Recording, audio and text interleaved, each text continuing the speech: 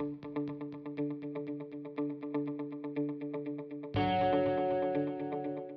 name is Clara Lucia Carrier, and I am a proud owner of Breaking Through Consulting.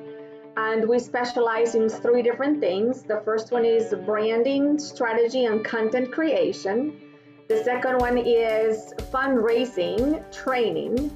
And the third one is career and life coaching. It was a very interesting story how I came up with Breaking Through Consulting. I was at a practice with my son doing soccer, and they were tryouts. And I just saw all of these tiny little people just going out and doing the best that they could and kind of like shining in front of the coaches. And at that point, I was trying to do the same thing for myself and for my business, because I was just about to start it. So I was just thinking about them and how hard they were trying. And the word, they're trying to break through so that they can be chosen, right? So they could be part of the team. And I think at that moment, it was kind of like an enlightening. And I say, Breaking Through Consulting, that's what I'm trying to do. I'm trying to break through something.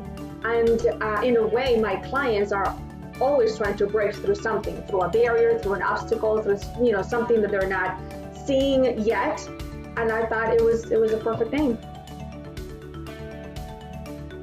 My career started as a communicator, marketer within the for-profit arena. And I did experiential marketing, I did advertisement, I did copywriting for a while. And then in 2009, I really decided to do something that was more meaningful. And that's when I went into the nonprofit sector. So I started working in the communications field with Ronald McDonald House Charities, the global office. And I was there for 5 years, and I was kind of building capacity to the chapters around the world. I had kind of like another aha moment where I really thought that I could do a lot more with my gifts and my talents. And I wanted to, personally, to have more time with my family as well. So I set on this adventure, and I stepped in faith, and I started, seeing what could be possible for me. And that's when I started, targeting other nonprofit organizations and doing similar work that I was doing before, but also going into the fundraising aspect of things too. I would say unapologetically, I am passionate and I love people, purpose, and possibilities. I love finding ways to integrate these three things, like I said, kind of as foundation in my services, and really getting to know people for who they are and coming in with kind of fresh eyes and not doing the work for them, but doing work and co-create things together. Because in many ways, they are their subject matter experts, right, in their purpose. And what I do is I come in and I help them see beyond what they can, because they're so laser focused in, either the fires that they're trying to, bring down, or the things that they're trying to, solve. And there's not a lot of space for being creative and being proactive about what are the possibilities. So those are the three: passion for purpose, people, and possibilities. This is a little bit of a story about how I helped a client, and this is a client that found me through the directory from ACN. And their organization, Opus Peace, has an incredible purpose. They're about normalizing what a soul injury is.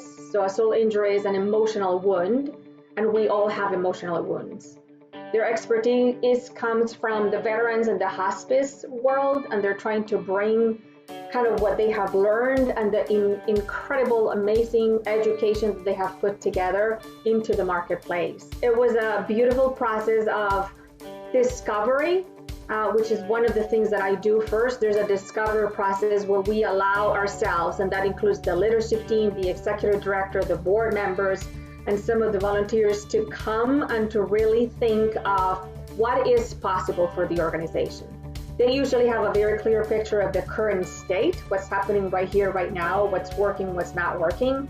But sometimes, because of the very reactive world in which nonprofits live, They don't have the space to define the ideal state. What are the possibilities that we have? If we were to dream big without any limitations, where would we see ourselves out in the world?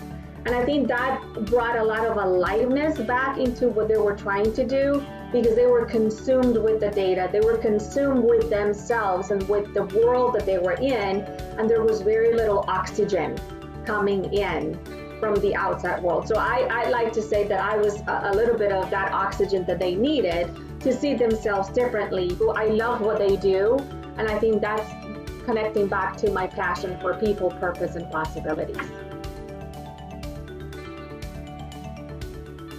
My whole idea about getting more education so that I could serve my clients better started really 2 years ago, and I embarked on a social emotional intelligence training that lasted a year, and then 6 months into it I started my master's degree in transformational leadership and coaching. And I think the reason why is, like I said, I'm invested in people. If your organization does not have an environment where people can thrive and show up and come as they are, with all their beauty and all their weaknesses as well, then you're going to have problems. But that is not something that is normalized. And I do think that in the nonprofit sector, and I was part of the nonprofit sector at one point, there's this kind of unnamed expectation that you need to serve out of self-sacrifice.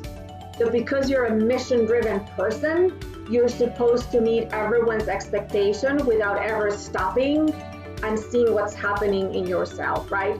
So that's where the coaching piece has come so handy, because it complements kind of the strategic work that I'm doing and that I'm helping them, do with them.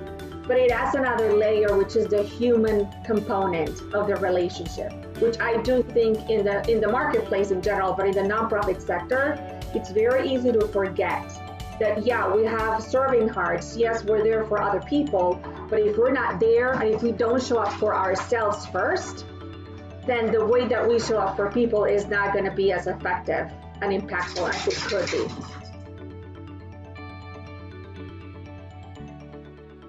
I've been with ACN since 2016, and I've gotten a lot of benefits from it. But as of a couple of months ago, I really thought it was a really good opportunity for me to step in and to get more involved, especially with COVID, kind of like things shut down, and I'm a team of one. So I really yearned for connection and for being with other people. So I thought, becoming a member of the ACN program committee was going to be a really good opportunity for me. And I chose that specifically because it's outside of what my background is, but it's programming. And I do think that there's a lot of things that are offered out there in terms of your skills, right? In terms of how consultants and how, people in the nonprofit sector can get better at doing things. But I do think there's a gap in the things that we should be doing in terms of our own well-being and our nourishment and our state of mind. So I thought maybe it was an opportunity for me to add value in that way and kind of bring another layer of the human element that, although as consultants, we're there to pour out, I don't think there's a lot in terms of what we need to put in so that we can then, offer it to other people.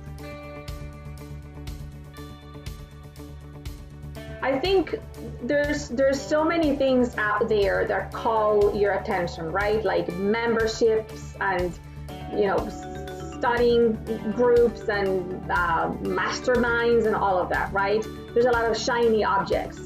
But I do think,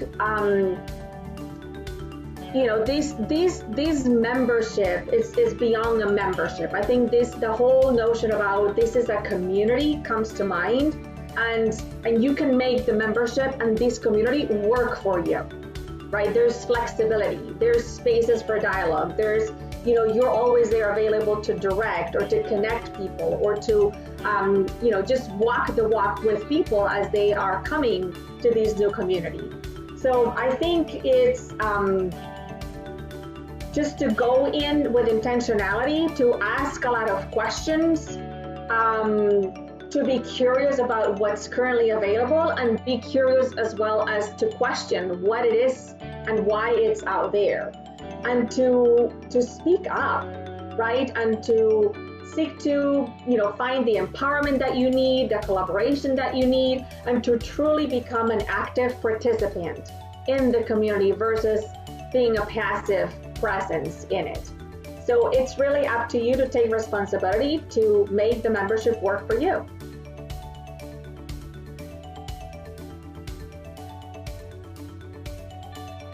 The beach. Lemon chips, lemon potato chips.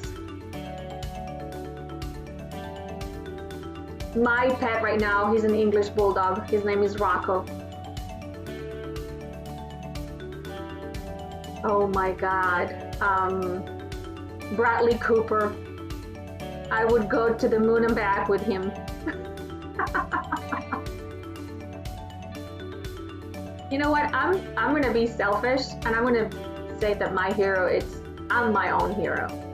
And for many years, I look externally to be impressed by people and be inspired, which is a good thing. But sometimes I neglected my own, how far I've come, and how much of a hero journey I've lived through my life and the ups and downs. So I'm just gonna be selfish and I'm gonna be me. I'm my own hero.